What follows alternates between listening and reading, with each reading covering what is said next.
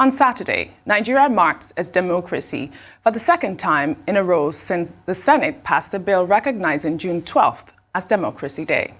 Meanwhile, some analysts are of the opinion that promises of a return to democracy in 1999 have not been kept. They say Nigerians are yet to feel truly part of the decision-making process in their own country, with elites still largely in charge.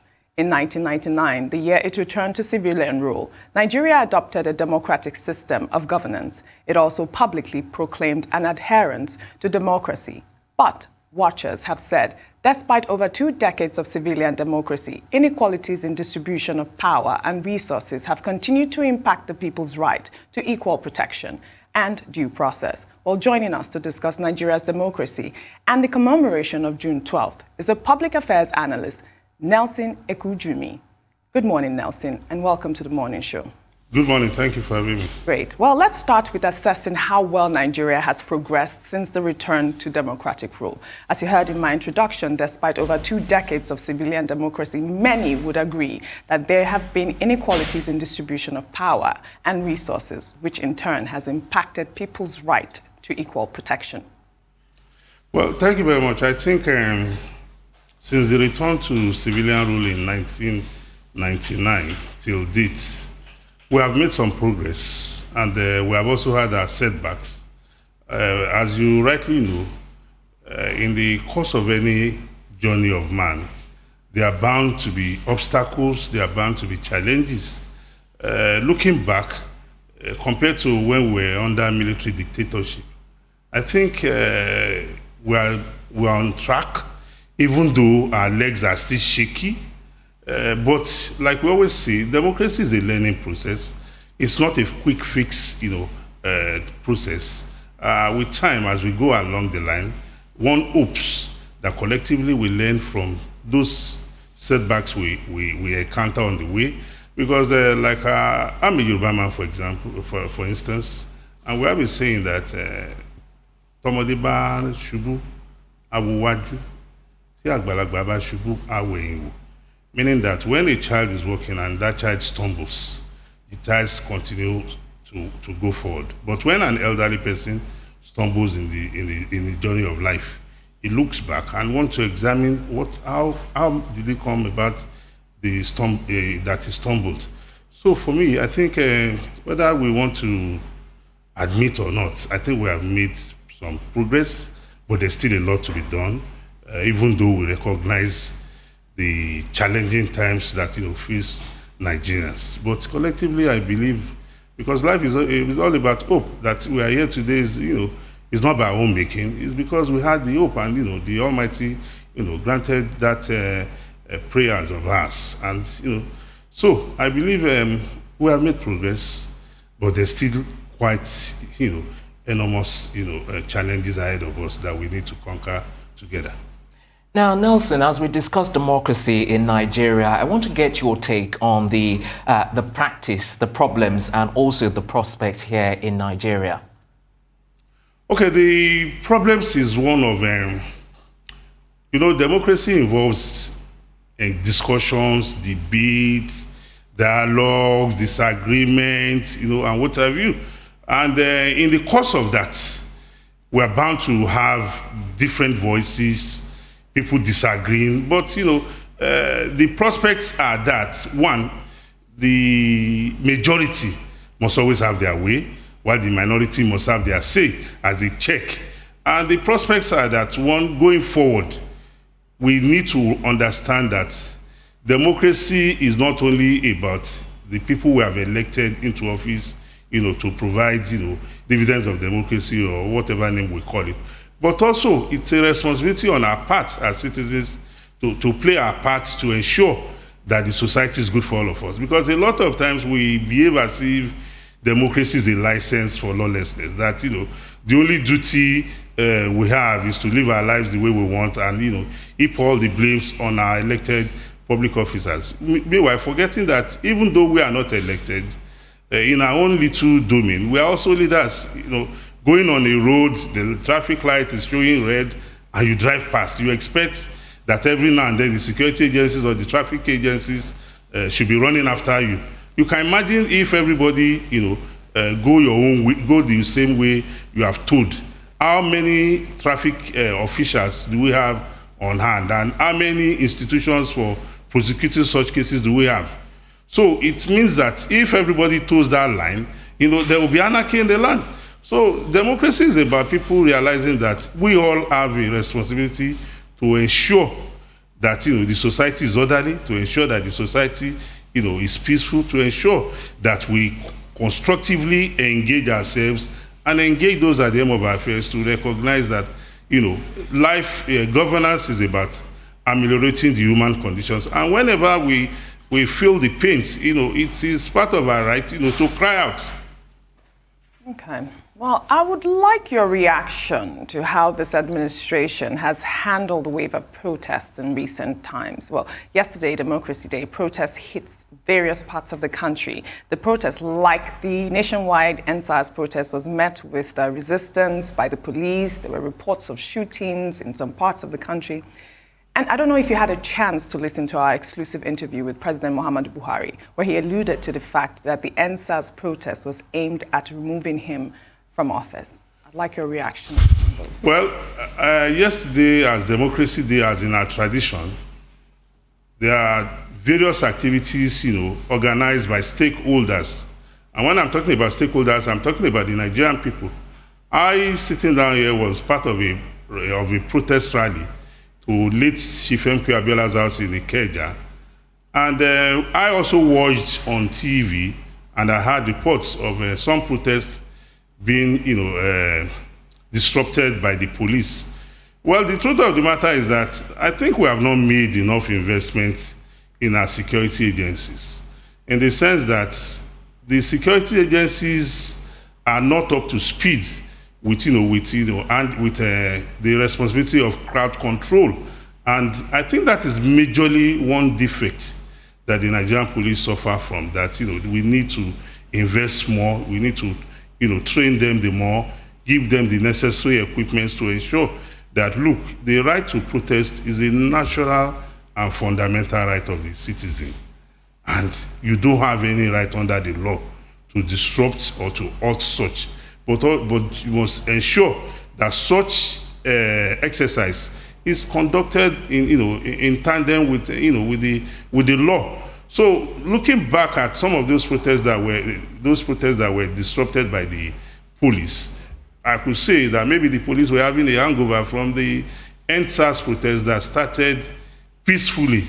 But along the line, political undertone came into play, and the protests degenerated from NSAS to Buhari must go. And we saw all sorts of demands. And even yesterday, I watched the protests in a part of Abuja on TV, and a protest that was supposed to be about,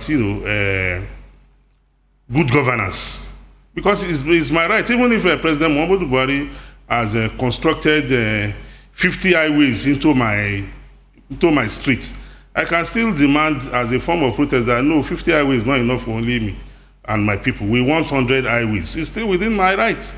But we saw how the protest became another thing in which people of a particular sect organization who are demanding the release of their leader, who is facing trial in a court of law. And that is why I stated emphatically that, in the exercise of our right, we must always recognize that, our right does not give us the right to lawlessness.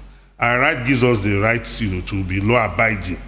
And, we saw that, the sect members also joined the protest, and, it was Buhari must go. And I know that democracy only permits two ways or two processes of removing elected, public officers. It's either by impeachment, or you go back to the polls, and when the person comes back to seek your mandate, you say, no way, I've given you my mandate in the past, and you didn't treat me well. I'm changing, whoever I want to give my mandate to. But we have seen that, like the president rightly said, and we, some of us, alluded to, because when the protest started in October 2020, some of us, fervently supported it, because even though we have not been direct victims of the disbanded SARS brutality and excesses, we've had reports from people who are close by, we've had reports from afar, and at times you sit down, you ask that, is this thing possible? Is this a film?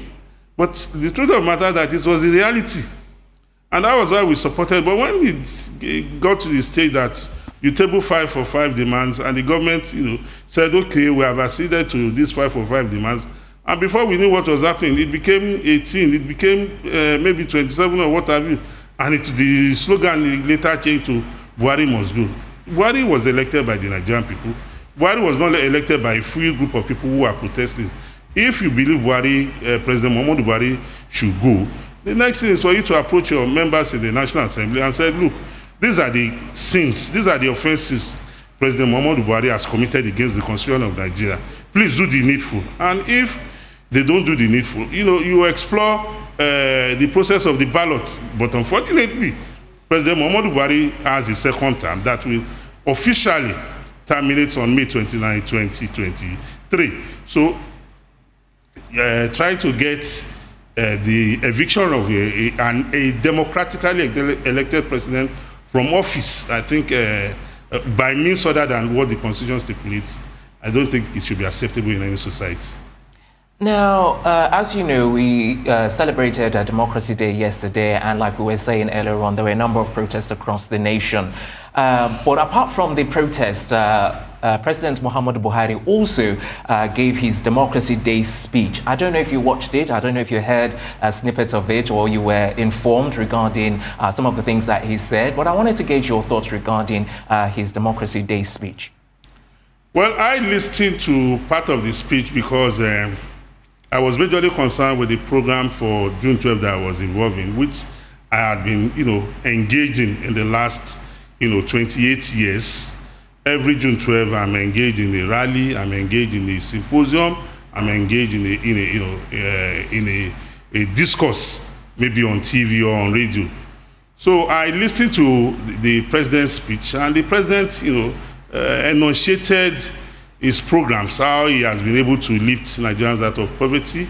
The president also spoke, about his commiserating with Nigerians who have had to deal, who were victims, and the families who were victims of acts that are unconstitutional, that has led to the loss of lives, as well as destruction of public and private properties. By and large, the president spoke well. The president's message gave me hope, and I believe that as a Nigerian, that we just have no other country, because the president also made it known to us that this is our only country. From his speech, that's what I summarized, that look, we just have to ensure that we make the country safe for all of us. All right, Nelson, we'll have to go on a very quick break right now, and when we come back, we'll continue on the conversation. So please do stay with us.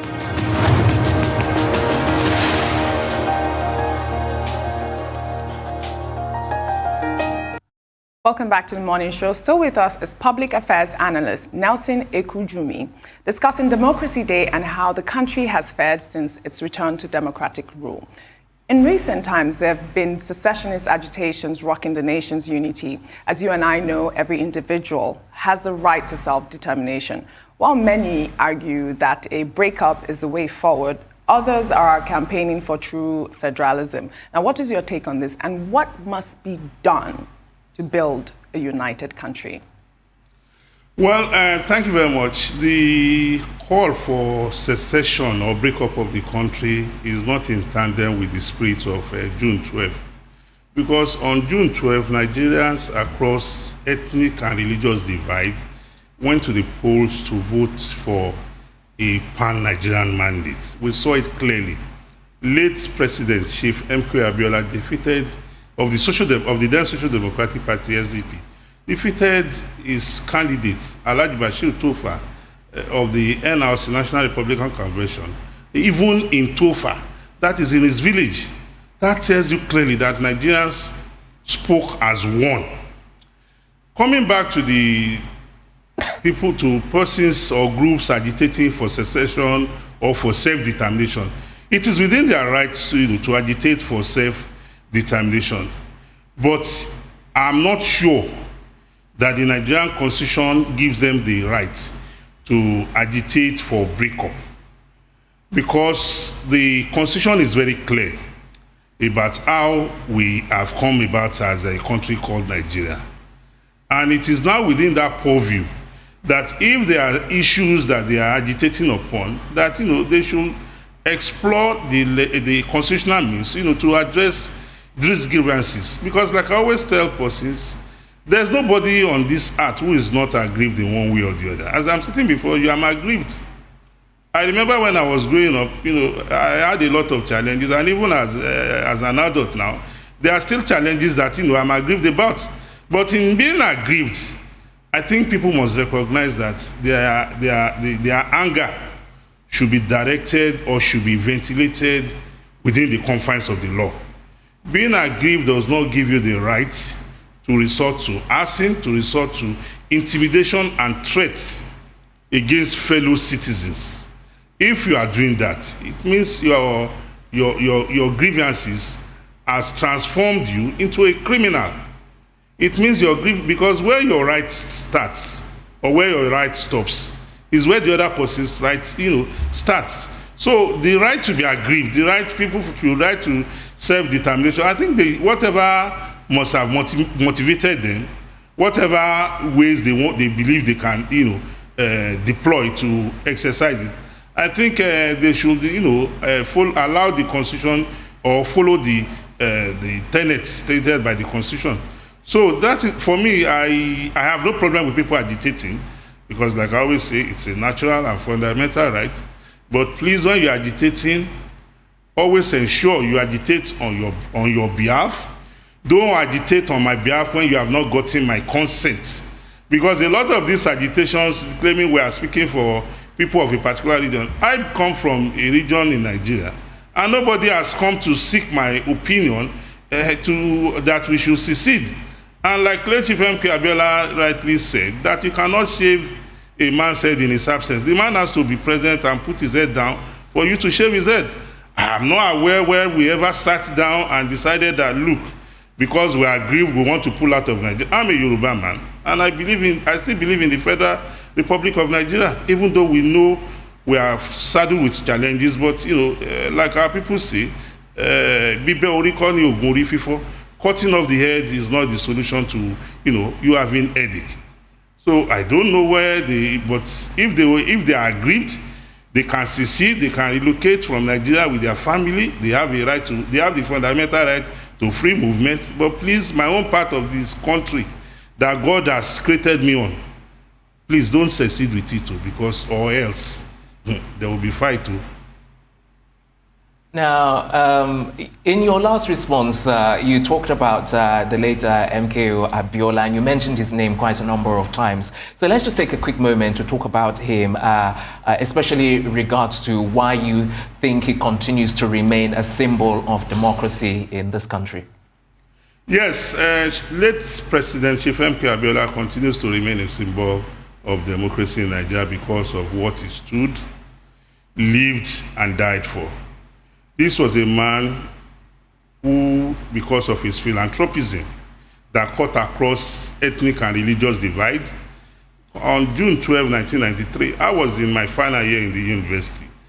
And Nigerians generally, if we take a survey, or if we go back into the past, you recognize that Nigerians generally became fed up with the transition program of then military dictator General Ibrahim Badamasi Babangida, where it will ban in the morning, it will unban in the afternoon, it will ban in the evening, the following morning it will unban, it will call some people old breed, it will call some people new breed. It was like the former dictator Babangida believed, Nigerians are people that you can lead by the nose. And we all stood up and said, no, you must leave. And God being on our side, the elections date was fixed. Former dictator Babangida tried to abort it. He used so many subterranean, processes. They even secured a midnight court injunction that the elections must not hold. Because of the way the campaigns went, Chief MKO Abiola traversed the nooks and crannies of the Federal Republic of Nigeria, and because of what he had done in the past, because of his antecedents, Nigerians entrusted their votes in him. Personally, I was not so interested. I'd become fed up, I'd become exasperated. But when I listened to Chief MKO Abiola's campaign manifesto, and I watched the final straw that elevated Chief MKO Abiola to meet the yearnings of the people was the last debate he had with Alhaji Bashir Tofa. And lo and behold, on election day, not a single rain dropped anywhere in the country. We went to the polls, even though I didn't vote, but I was an observer at the polling station because I was interested in ensuring that the military exits are alive. That enough of these military dictators commanding us as if we are their errand boys and girls, that we want to determine our political destiny. And Chief Abiola won the election. In the process of completing the announcement of the results officially, even though we all had the results, the military dictator, through an unsigned letter by his chief press secretary, annulled the election, and lo and behold, all hell broke loose. And in the process of actualizing that mandate, we never believed that Chief Abiola would commit class suicide, because persons of his class prevailed on him, they cajoled him, they threatened him that he should surrender the mandate. I also remember vividly well, former President Olusegun Obasanjo, according to Chief MKO Abiola, led a retinue of 34 traditional rulers to come and meet him in prison when he was detained under General Sani Abacha, begging him that the trouble they have made with the mandate was enough, that Chief Abiola should surrender the mandate so that he can go home in peace. And Chief Abiola made one clear declaration. He said only death will take the mandate away from him, that the Nigerian people have entrusted this mandate with him, and he will not surrender it without the people's permission. And the people continue to insist, and Chief Abiola was in sync with the wishes and aspirations of the people. And when the powers that be then saw that Chief MKO Abiola was not ready to let go, he was, he died in controversial circumstances that a lot of us have, described as murder. And since then, we have continued to honor his memory because he stood for the people's mandate. He was not killed because, he had a problem with anybody. He was killed because the Nigerian people voted for him, and the Nigerian people said, on this mandate we stand. And the custodian of the mandate refused to trade away the mandate. And that is why today we continue to celebrate Chief MKO Abiola for what he lived, and died for. And that was that he died for a pan-Nigerian mandate. Indeed, he didn't die because he wanted a part of the country to secede. He died because he recognized that the man in Lupe, the woman in Kotagora, the man in Ibadan, the woman in Ogbomoso, the man in Inewi, that they all voted for him, that they wanted him as the president of the Federal Republic of Nigeria. But the powers that be then, who decided on their own wisdom that no, that the people of Nigeria don't have a right to decide their political destiny, that they must always appoint who will rule over Nigerian people. And I always tell them that even in the Bible, we recognize that when the people of Israel cried to God, God told the prophets, go and choose a leader among them. God didn't say, because I have all the powers, no, I will choose a leader for you. They chose a leader for them, and that was Saul.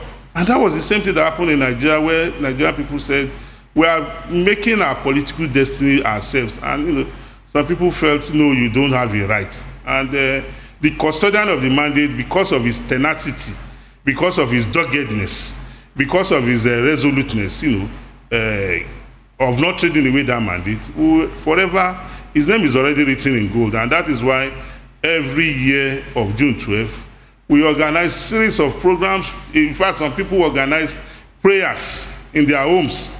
Some people, the contributions of the Nigerian people to that mandate for which Chief MKO Abiola lived and died can never be measured.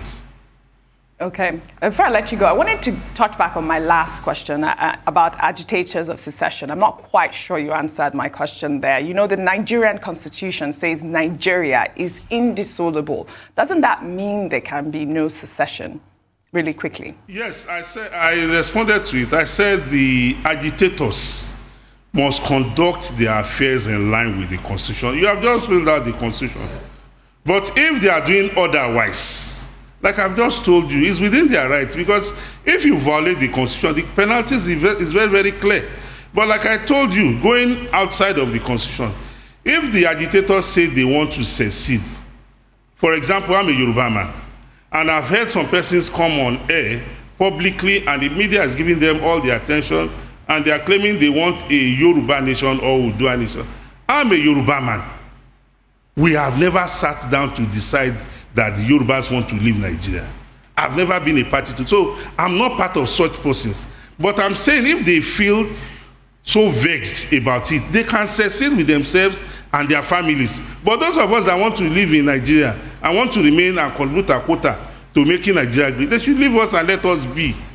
Or else we'll be forced to, to come up publicly and state it that, look, these persons are impostors.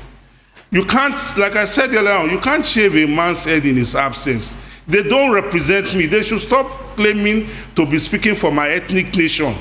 I'm a bona fide Yoruba man. So that is what I'm saying. All right, well, thank you so much for joining us on the program today. We've truly enjoyed your contribution.